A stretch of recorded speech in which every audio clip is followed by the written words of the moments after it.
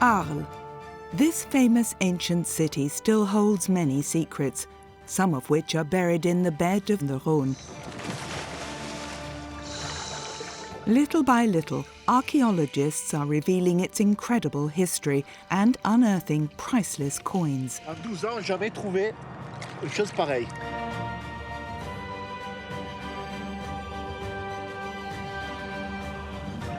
"20 meters underwater, in almost complete darkness, scuba divers are braving the treacherous currents to uncover the remains of a mysterious Roman shipwreck.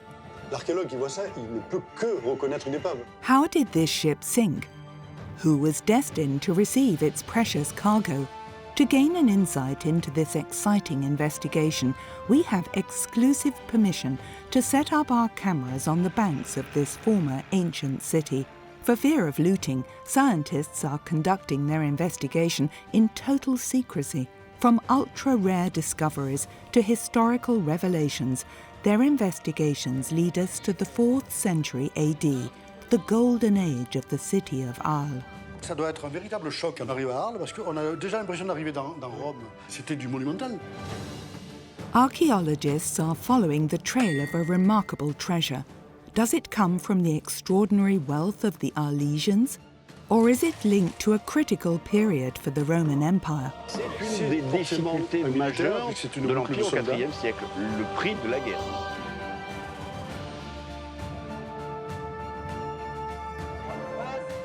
Will the archaeologists succeed in putting together the pieces of this incredible puzzle and unravel the enigma of the treasures of the Rhône?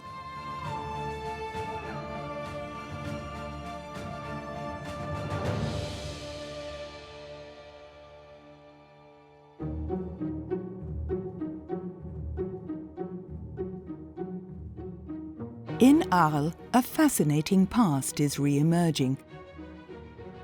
That of the Arles duplex, a prestigious trading port that thrived on both banks of the Rhône in the early days of antiquity. This is where archaeologists are preparing to explore the riverbed with the utmost discretion. An extraordinary mission that will reveal the lesser-known side of ancient history. This morning, Luc Long, head of the operation, is giving some final words of advice. Du coup, on va mettre Pierre, tu restes avec eux sur le Zodiac, d'accord? Ouais. D'accord. For the team, the dive ahead is set to be very dangerous.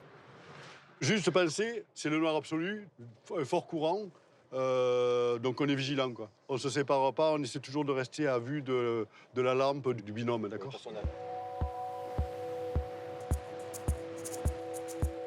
It's a demanding task that requires exceptional diving skills. These archaeologists report to DRASM, the French public body responsible for underwater and submarine excavations.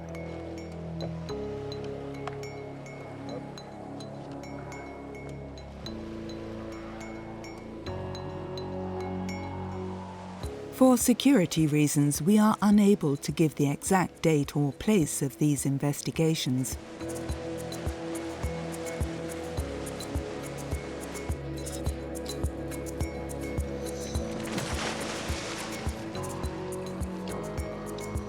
An interesting deposit has been spotted at a very unusual depth.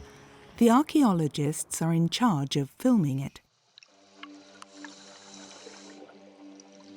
The site is located 20 meters underwater.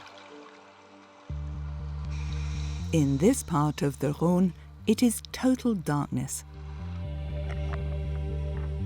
The light from the lamps scarcely provides 15 centimeters of visibility. The current is so strong that the divers could get lost or swept away at any given moment. At no point must they leave the lifeline that has been set up.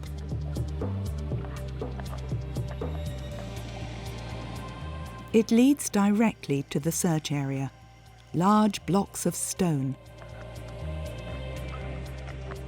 and a collection of huge wooden planks protrude from the silt, all covered with hundreds of ancient tiles. Voilà les tuiles ici. Là, on voit l'imbrication des tuiles. Elles sont adossées les unes aux autres. C'est un chargement de tuiles, quoi. Tout à fait. Avec du bois dessous. L'archéologue qui voit ça, il ne peut que reconnaître une épave. Si on voit pas une épave... Back at base camp, the archaeologists are analysing the footage that has just been taken. On voit souvent mieux en film qu'en réalité. En réalité, on ne voit pas comme ça. Voilà, regardez là, on suit cette planche-là. Il y en a deux de planches, on dirait. Il y en a deux. Regardez là, elle passe dessous. Regardez cette épaisseur-là. Oui. Ça vient par-dessus. Et ça continue pour au moins 6 mètres. On continue la planche, on remonte. Les nœuds du bois, encore des nœuds ici. Voilà. Vous avez vu là les veines du bois, avec les stries, là, l'aspect ligneux qui est sillonné là. En fait, elle est rabotée, abrasée, érodée par le courant et le gravier, si bien que ces planches qui constituent le fond du bateau se sont désépaissies d'1 cm, voire 2, et que du coup, les nœuds du bois sont à vif. The scientists are convinced that they're dealing with a Roman shipwreck. They call it the Rhône 24. Another artifact confirms their theory. Stop, elle est là, stop, stop. Voilà. A piece of metal that Luke immediately recognizes. It belongs to a uniquely shaped anchor, typical of sailing on the Rhône. En fait, on a une partie en bois ici, on a ensuite un assemblage avec une autre partie comme ça qui est certainement qui a cette forme-là. Et en réalité, pour les maintenir ensemble, il y a sans doute des chevilles, mais les Romains vont utiliser une pièce en plomb qui va permettre d'assembler la partie verticale de l'ancre et la seule branche. Et ce sont des ancres de touage, c'est-à-dire des ancres qui permettent aux navigateurs de s'approcher de la rive, de l'accrocher à un arbre et de hisser le bateau vers la rive. Et s'ils doivent lutter contre le courant, en fait, ils vont comme ça, chaque fois, s'amarrer d'un arbre à l'autre et remonter le bateau. A towing anchor similar to one that has already been previously discovered in the Rhône. Et le bois de l'ancre a disparu, alors qu'il ne reste plus que cette pièce de plomb qui, elle, évidemment, a su résister. On a un chargement de tuiles, on a le bois du bateau et en plus on a un élément d'accastillage. Bon, je veux dire, ça fait qu'il y a beaucoup d'éléments qui convergent vers quelque chose de très cohérent, de très homogène, un bateau qui a coulé avec tout ce qu'il y avait à bord. It's not surprising to find a Roman shipwreck a stone's throw from the historic centre of Arles. Ideally located on the Rhône, a gateway to the Mediterranean, the city played a strategic role in the Roman Empire. Hundreds of cargo vessels from across the empire passed through this large river and maritime port, few of which are still intact. So why did the Rhône 24 sink? Archaeologists are eager to learn more about this ship and its cargo.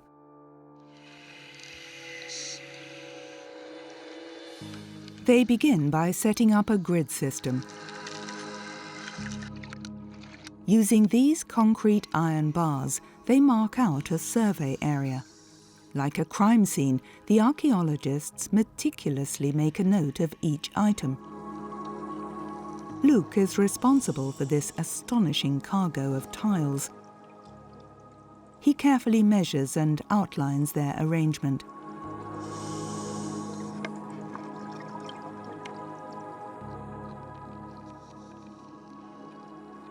The collected data is then processed by Laurent Masselin, the geographer of the operation.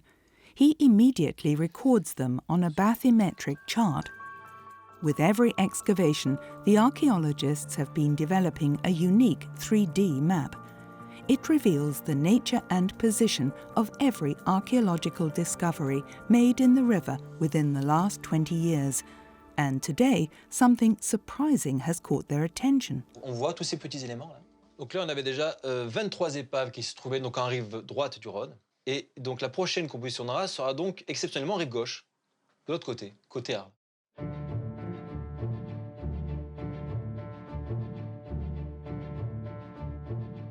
Until now, all the shipwrecks discovered in the Rhône were situated on the right bank, on the site of the ancient port of Arles.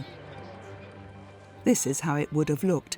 a huge commercial zone where business is booming, with boat houses, storage facilities where dockers load and unload goods from all over the empire.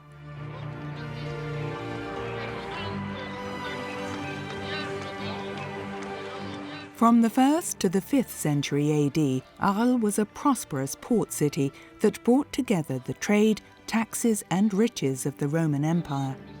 The archaeologists are faced with a mystery. Why was the Rhône 24 not found like the others on the right bank of the river, where the ancient trading port once stood?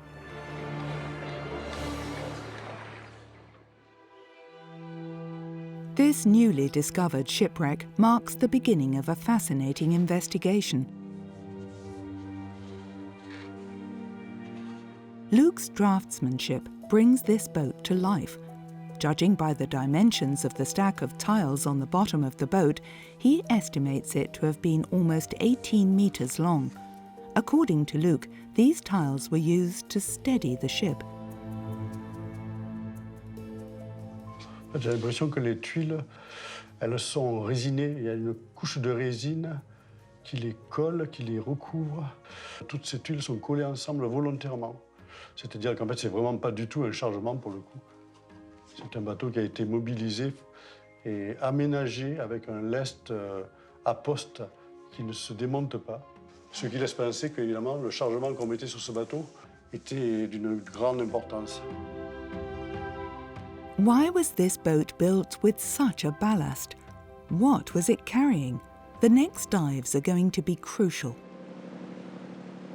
L'André Michel, si vous me recevez, c'est pour vous signaler qu'il y avait des plongeurs dans le fleuve, là.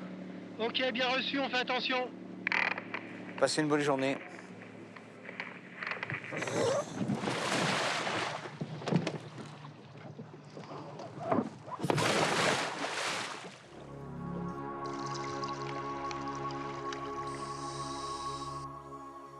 The investigation continues beneath the constant flow of boats.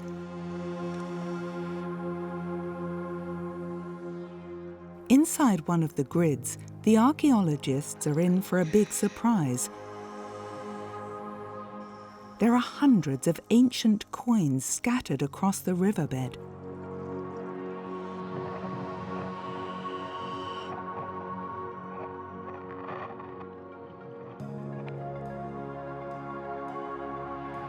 Among them, gold coins.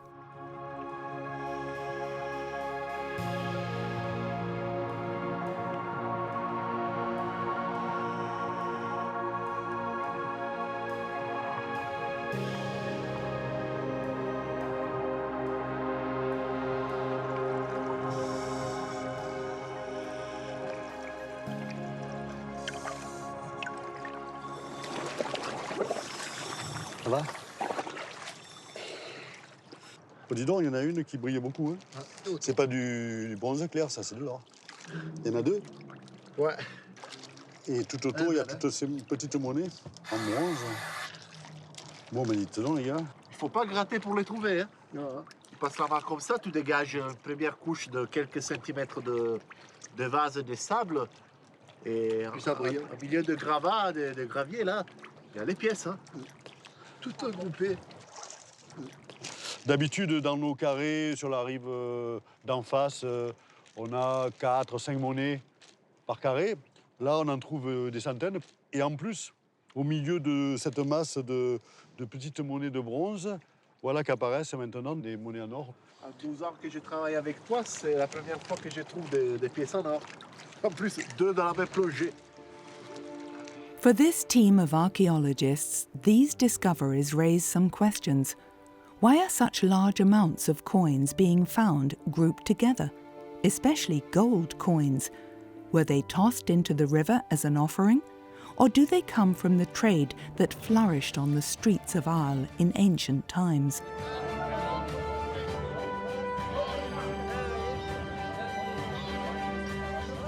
From the 1st century AD, the Rhône was home to the majority of goods traffic, coming from all corners of the empire. Arles opens its doors to the world. The city is brimming with shops, where you can find both staple foods and rare exotic delicacies. Dans la colonie romaine d'Arles, on vit très bien, c'est une situation privilégiée. Arles bénéficie de tous les produits de l'Empire qui sont amenés par divers types de bateaux qui remontent le fleuve. Et elle stocke toutes ces denrées, toutes ces ressources et les redistribue vers le reste de la Gaule. Évidemment, au passage, tous ces produits qui viennent d'Orient, qui viennent d'Espagne, sont exposés et sont vendus sur les marchés de la ville. The Arlesians are citizens of the Roman Empire. As such, they reap the numerous commercial and legal benefits. Their official language is Latin. Their laws and monetary system also align with that of the Romans. Les gens ils payent avec des monnaies d'or, des monnaies d'argent et puis des monnaies de bronze qui sont les plus courantes bien sûr. Et ces monnaies sont fabriquées, produites, frappées dans divers ateliers monétaires impériaux, y compris à Arles. Mais en fait, on voit bien à Arles que toutes les monnaies de l'Empire circulent. C'est une plateforme importante et portuaire par laquelle passent énormément de gens de toutes les nationalités. C'est le propre d'ailleurs des grands ports de l'époque.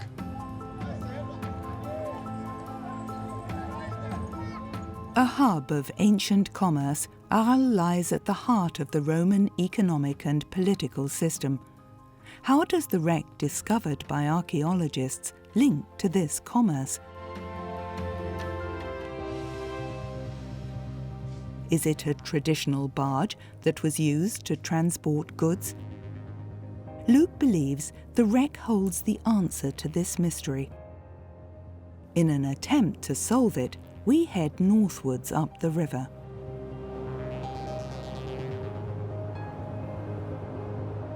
In Lyon, a boat of the same kind has been discovered in the river Rhône. It is currently undergoing restoration at Arc Nucléaire, a world-renowned laboratory. Buried in the sediment, these fragments of wood have been preserved for centuries. They're bathed in this resin solution for several months. This globally unique technique is used to replace the water contained in the wood fibre. Each piece is then freeze-dried in order to retain its original shape.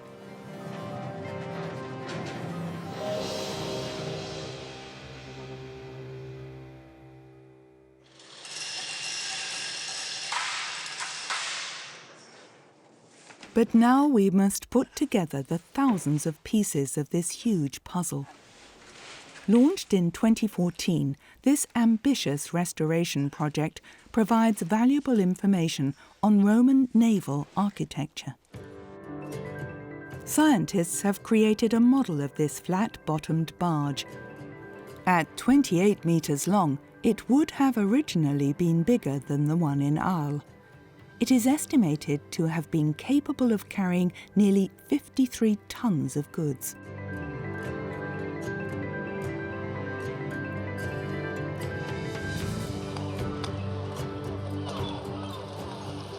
These wrecks offer archaeologists an invaluable opportunity to better understand ancient sailing techniques.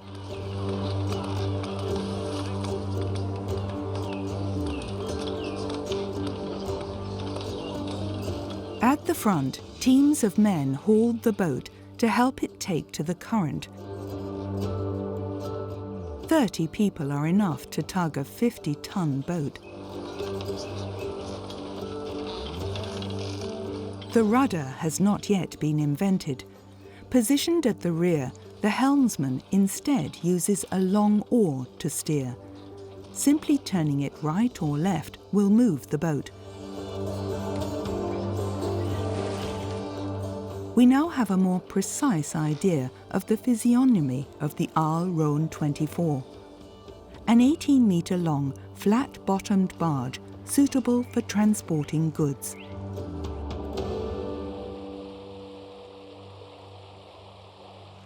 Meanwhile, Luke Long's team continues their investigation. Back at base camp, the archaeologists are trying to find out the date of the shipwreck by analysing the coins. After 5 dives, close to 1,000 ancient coins have been unearthed. assez conséquent. Jean-Claude Thierry is the coin expert for this project. He patiently cleans each coin by removing the layer of corrosion, a result of being in the Rhône for centuries. In Roman times, the portrait and title of the reigning emperor were imprinted on each coin. Coins therefore provide an excellent chronological marker. On voit ici le portrait qui apparaît. Hein. Ici, il s'agit de Constantin II. Donc c'est une monnaie qui est frappée entre 337 et 340, c'est-à-dire à l'époque de la disparition de Constantin II. Because Constantine II only ruled the empire for 3 years. He is the son of Constantine the Great, famous for having been the first emperor to tolerate the Christian faith. He's also the first emperor to have converted to Christianity. This is a major step forward in Luke's investigation.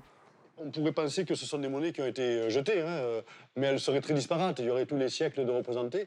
Or là, on a vraiment une période, une séquence chronologique qui est très précise, on va dire sur une vingtaine, une trentaine d'années. C'est sans doute la période pendant laquelle s'est passé ce naufrage, sans doute 340, donc on va prendre la date la plus récente. Ça faisait partie d'un lot, d'un sac, d'une caisse, je ne sais pas, mais en tout cas une grande quantité de monnaies qui voyagent ensemble et qui sont toutes à peu près de la même période. Of the thousands of coins discovered, just one, a gold coin, has been traced back to the 1st century AD. It depicts the Roman Emperor Trajan. All the other coins date back to the 4th century. It has led scientists to look into the succession of the first Christian emperor in history.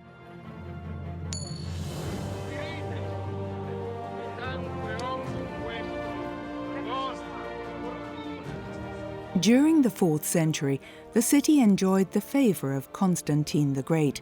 He made this commercial port his imperial residence.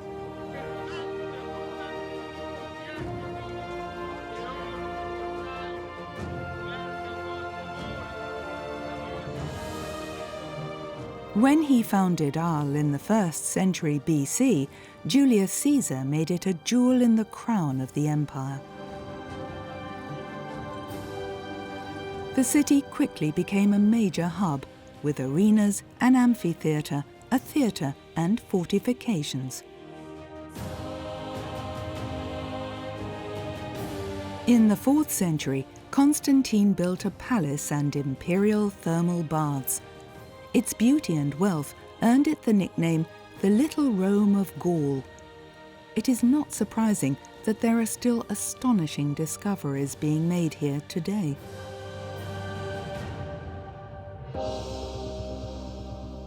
Luke's team are convinced that the Arles Rhône 24 barge sank in the Rhône between 337 and 340. Ballasted with tiles, the boat was carrying a precious cargo, nearly 1,000 bronze and gold coins.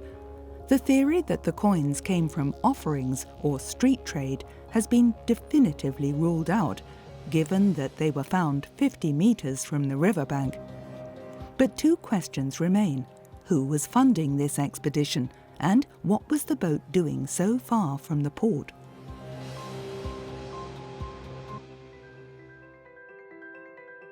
To progress their investigation, the scientists are now focusing all their research on the left side of the river. Luke has arranged a meeting here with a resident of Arles. Archaeologists have uncovered remains of the ancient city in his cellar. On va jeter un petit coup d'œil au plan quand même d'Arles au IVe siècle. La ville se restreint, quand tout ça est détruit, l'enceinte se déplace ici, avec un palais impérial, donc, de l'époque de Constantin, dans ce secteur-là.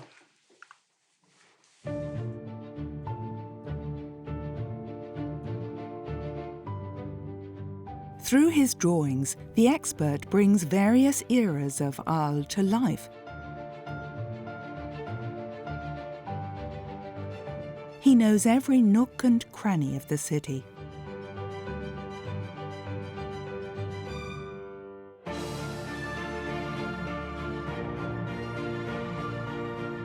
There is scientific evidence to prove that until the 8th century, the Rhône was crossed by a boat bridge. This ingenious structure made Arles famous throughout the empire. At least 15 boats were tied together to support a large footbridge. At each end, 2 drawbridges allowed the passage of ships.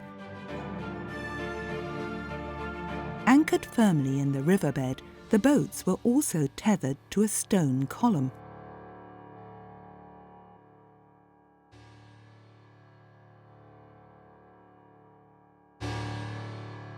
Alors, parce que pour les crues, c'est très bien, parce que le pont monte avec la crue et descend avec elle, donc il accompagne les mouvements. À l'époque romaine, ce sont des bons techniciens. Donc, si jamais ils ont employé cette solution qui a duré, donc, c'est que c'était la bonne. C'est une œuvre d'art. Hein. En fait, le pont de bateau de la ville d'Arles, c'est la tour Eiffel de Paris aujourd'hui. En fait, il est tellement connu dans le monde antique qu'il est représenté dans le Portus, le port de Rome, ou des documents musulmans du 8e siècle qui disent que c'est un pont qui est très important encore et qui fonctionne encore donc, au Moyen-Âge, au début du Moyen-Âge. Et je me demande si moi, l'épave qu'on fouille, qui s'appelle Rhône 24, veut aller sur la rive gauche. Il est obligé de traverser le Rhône et donc de se prendre tout le courant très fort ici et d'arriver dans une zone de turbulence là. Et c'est quand il va vouloir accoster avec les cordages, les obstacles qui sont liés à l'amarrage du pont de bateau. Le couloir est étroit, la manœuvre est délicate et un entêtement, une persévérance à vouloir venir de ce côté-là plutôt que de faire le tour. Conclusion, l'accident, tout bête. This is Luke's version of events.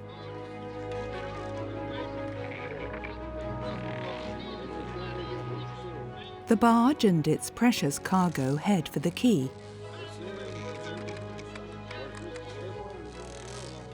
But the current is very strong. The boat begins to pitch and becomes difficult to steer. Like with the shipwreck we saw in Lyon, the gunwales are very low, barely 1.4 meters.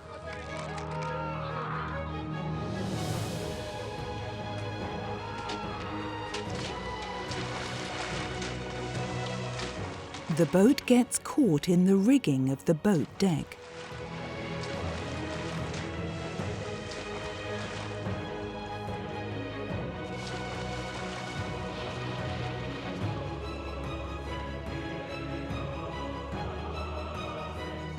The boat will sink into oblivion for the next 17 centuries.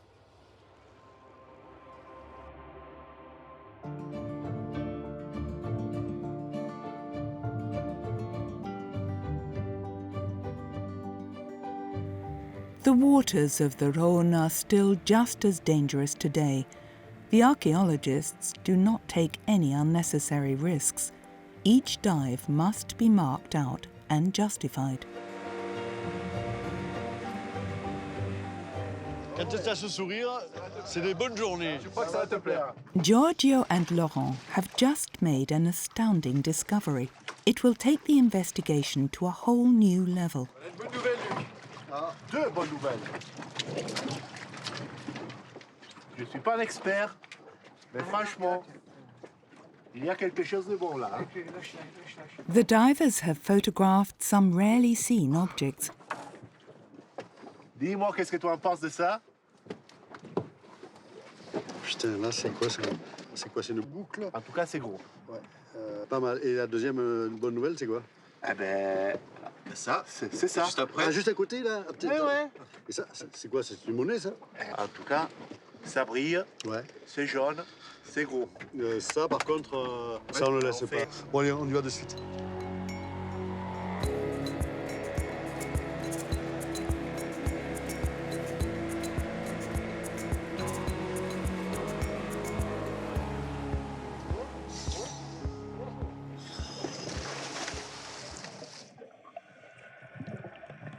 Objects of this value cannot be left on the riverbed for too long. In the hands of looters, these coins would sell for a pretty penny.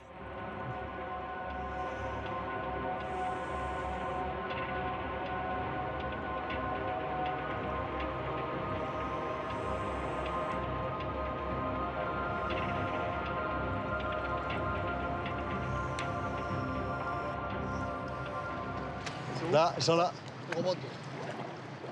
Ça va? Ça y est bien passé? Ah ouais, d'accord. Ah ouais, d'accord. Génial, beau, ça? génial. C'est une boucle. C'est pas beau, ça? C'est vraiment une boucle. Oh la vache. Comment crier sous l'eau qu'ils sont pas venus ici, là. La vache. Comment qu'on était? C'était C'est trop de content. toute beauté, quoi. C'est la boucle de ceinture avec le passant.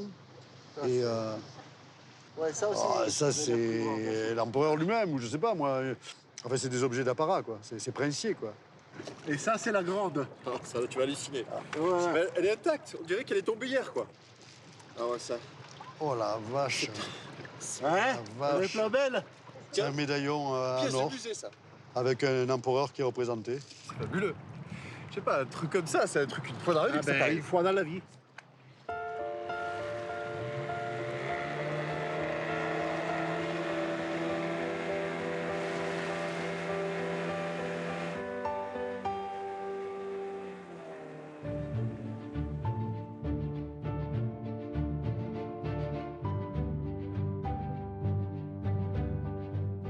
A gold belt buckle, a rare treasure most likely to have been worn by a senior dignitary of the Roman Empire. It was customary for the emperor himself to offer this type of ornament to family members. It is the only one like it in the world.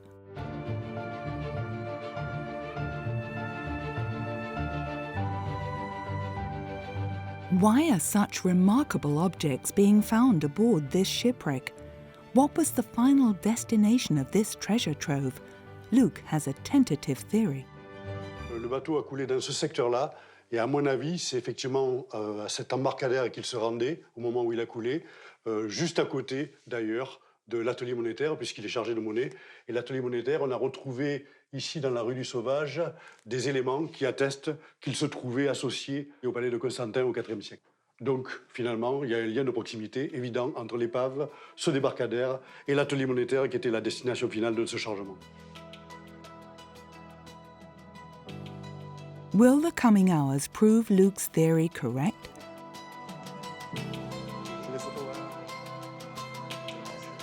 Giorgio has just spotted some mysterious metal plates. Alors ça, c'est les fameuses plaques. Ouais, ce sont les plaques. Il y en a 1, 2, 3, 4, 5, 6. Et c'est lourd. C'est lourd. Donc il y a une association de deux types de lingots, de plaques. Ouais. D'accord. Donc mais ils en ont fait, pas la même taille. tu as des groupes de plaques associés avec ces petits lingots trapus. Ouais. Cela, je ne connaissais pas cette forme, en fait. Ouais. Alors, on est perplexe parce qu'on découvre des formes de lingots, de plaques, et en fait, on ne connaît pas ce type de matière première. Jusqu'à présent, dans le Rhône, on avait surtout des chargements d'amphores, et puis des coques de bois, mais des matières premières associées à des tuiles, apparemment. Ça, c'est vraiment la première fois qu'on le trouve.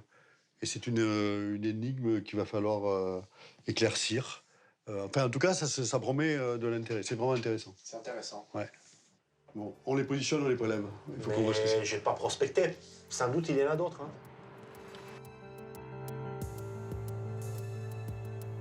This wreck still holds precious treasures. Underwater, it is impossible to understand the function of these metal plates. However, around 50 of them have emerged.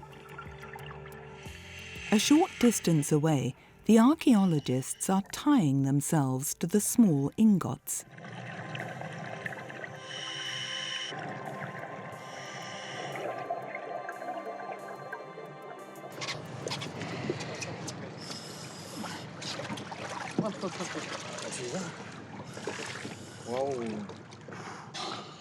C'est étonnant parce que ça ressemble à du plomb, éventuellement de l'étain, mais ça brille. Il y a des aspects brillants, un peu argentés en fait. Et c'est à se demander s'il n'y a pas de l'argent en grande quantité là-dedans quand même. Now it's time for the large metal plates. Ça va les gars? Allez. Oh. Ouais, bien. Tiens, elle est lourde. Hein. Ça fait plus de 10 kilos, ça. En fait, ça correspond aux plaques qui sont les plus nombreuses. Si tu te rends compte, si elles sont toutes de ce poids-là, il y a une demi-tonne, si c'est pas une tonne de lingots de ce type, quoi. vert de gris. Il y a du cuivre, ça c'est sûr. Bon, encore un mystère. Ah putain, mais c'est bien lourd. Ça va partir, hein. Oh, Nickel. Bon, bravo en tout cas. merci. Oh la vache. In a single day's work, 20 small ingots and 10 metal plates have been recovered from the surface of the site. These small ingots are made of almost pure silver. It's a remarkable discovery. As for the large metal plates, Luke thinks these could be raw materials intended to be melted. Could this ancient alloy have been used to manufacture money?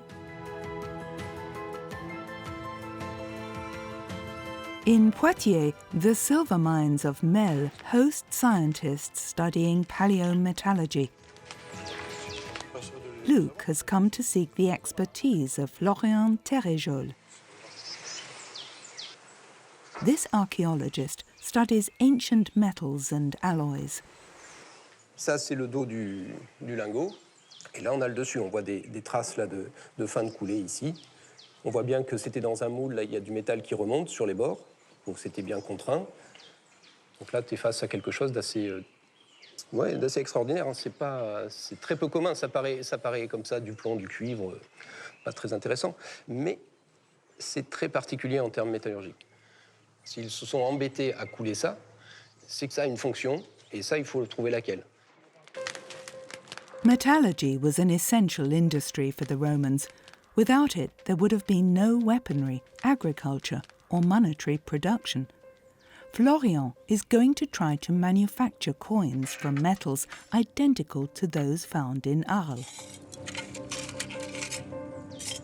Là, on va copier l'alliage monétaire, donc un alliage à base de cuivre et de plomb.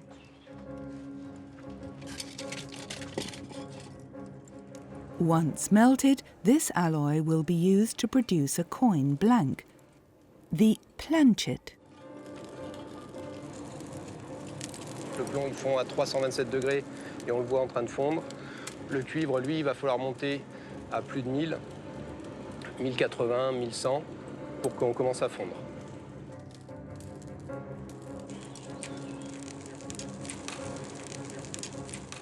Florian uses a crucible made of clay and fresh manure.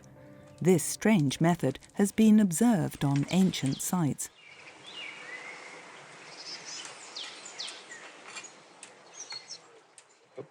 His gut instinct has paid off.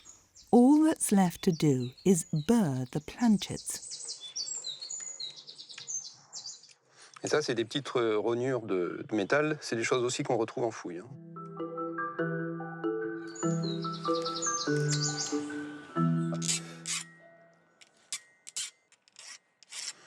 Alors là, je le fais à la lime, ce travail d'affinage du flanc, de préparation du flanc.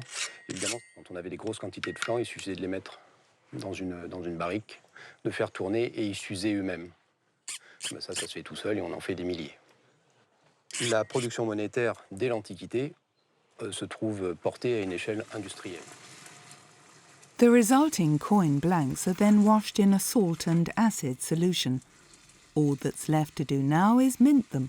Pour ça, il va falloir disposer de deux coins, un coin mobile. Le coin mobile, c'est ça, c'est une pièce en acier où est gravé en négatif ce qu'on veut imprimer sur la pièce. Et il faut aussi un coin dormant qu'on va fixer sur l'enclume, où de la même façon est gravé ce qu'on veut voir imprimé sur la pièce. Pile et face.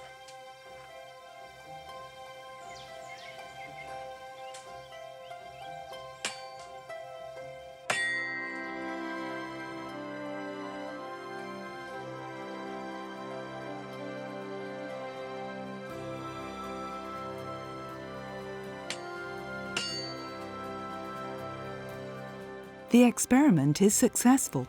It confirms that the metal plates were to be used to make coins. In the early 4th century, Emperor Constantine moved the mint of Ostia, the port of Rome, to Arles. Located in the heart of the city, this workshop was one of the most productive of the empire. It brought the city considerable economic wealth. Every year, Arles produced millions of coins that were supplied to the entire south of Gaul. It was therefore customary for these boats, loaded with precious metals, to berth on the left bank, towards the mint workshop.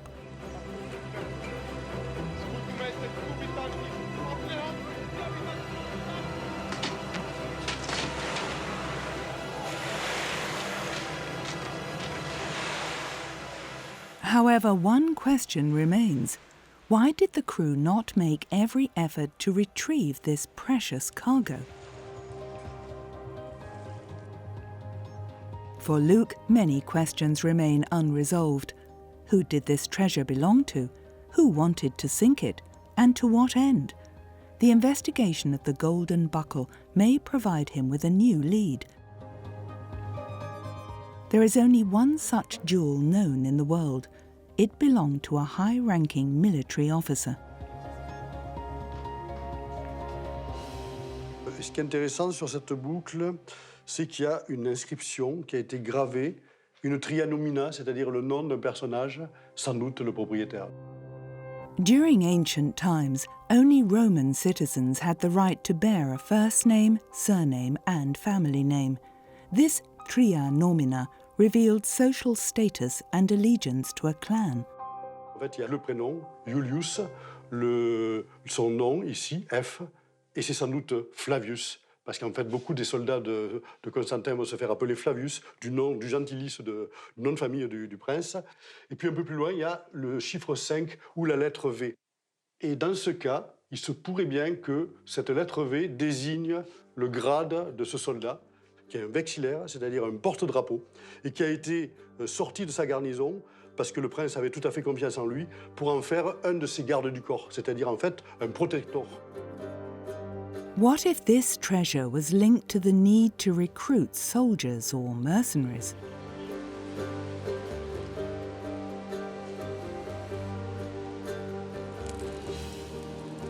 The archaeologists are certain that during the 4th century, the city of Arles was home to military garrisons.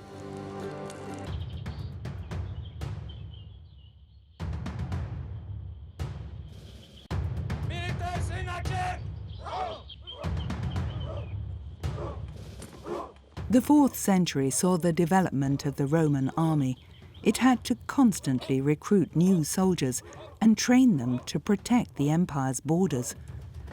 Thanks to sophisticated weaponry and relentless discipline, the legion were better trained than all other soldiers of the time.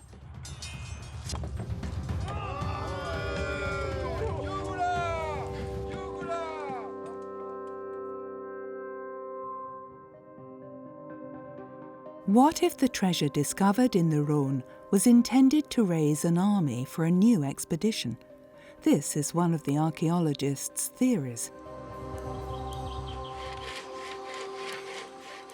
Picture this. A high-ranking officer seeks to form a new legion, and it's in the great cosmopolitan port of Arles that he hopes to enlist these soldiers.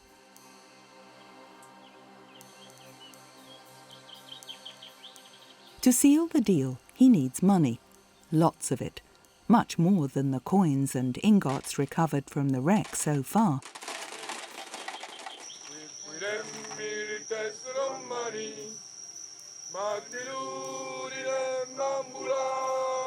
Only a thorough excavation could confirm this theory.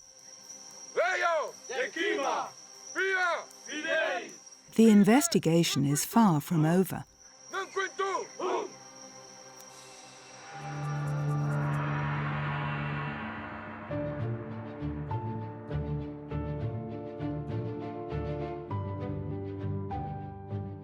At the beginning of the 4th century, a new belief flourished.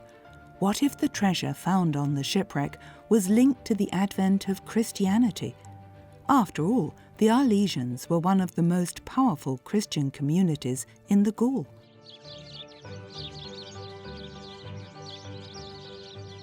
Not far from the centre, in the corner of the ancient rampart, they built the first cathedral, one of the first in the Christian West.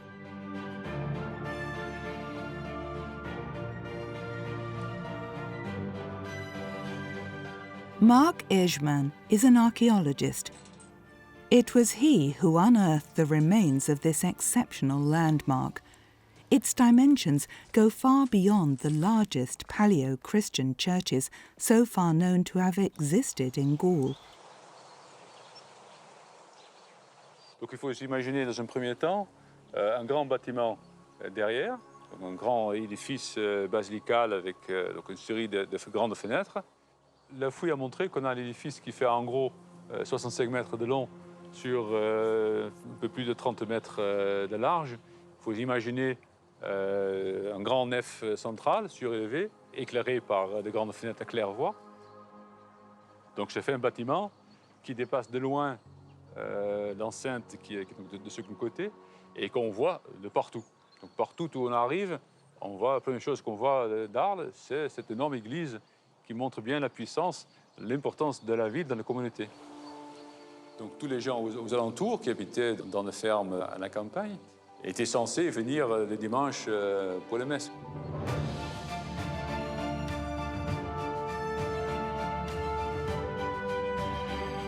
A reflection of the church's newfound power, the Cathedral of Arles was visible to all travellers sailing on the Rhône.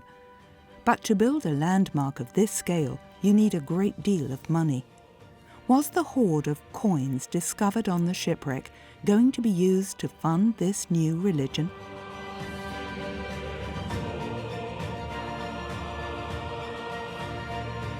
The work was perhaps paid for by the wealthy Arlesians, who made their fortune through trade on the Rhône.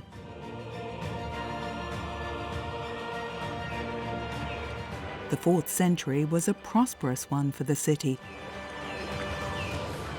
It was when trade was at its peak.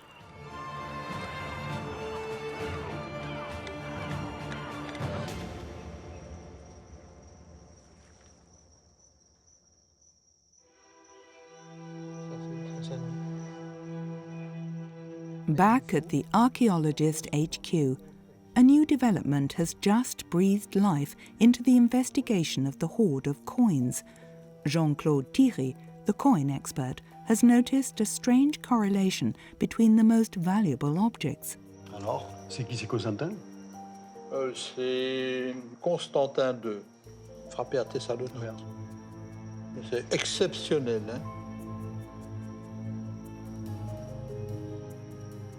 Au revers, nous avons ici une allégorie avec Constantin II, Principi Juventutis, donc au prince de la jeunesse. C'est excessivement rare. D'ailleurs, ce sont des médaillons qui constituent des cadeaux prestigieux. Ça constitue un honneur extraordinaire d'avoir reçu ça de l'empereur.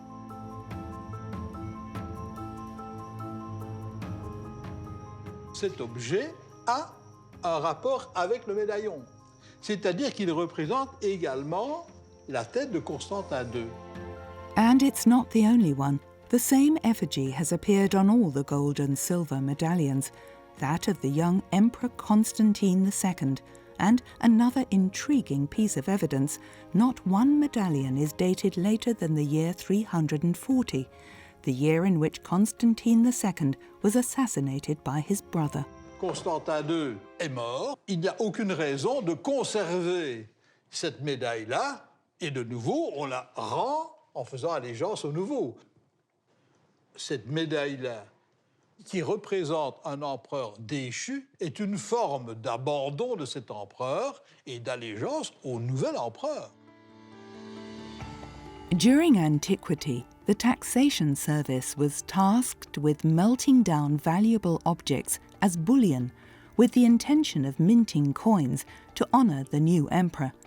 This was known as public largesse. The treasure of the Rhône was therefore to celebrate the reign of the new prince. Qui peut avoir besoin en 337, mais surtout plutôt en 340, c'est là que s'arrêtent toutes nos monnaies, d'une telle masse d'argent et d'or? Eh bien, je pense à Constant, l'un des enfants de Constantin le Grand, qui, après avoir battu et tué son frère Constantin II, a besoin de retourner vers Trèves, le siège du pouvoir, et a besoin de numéraire, a besoin d'or, de monnaie pour les distribuer. Et à ce moment-là, évidemment, il va faire fondre des médailles qui sont à l'effigie de son grand frère qu'il vient d'assassiner. A fratricidal conflict between Emperor Constantine's sons. Luke's team may have solved the origin of this mysterious treasure trove. Only a complete excavation will confirm whether they are on the right track.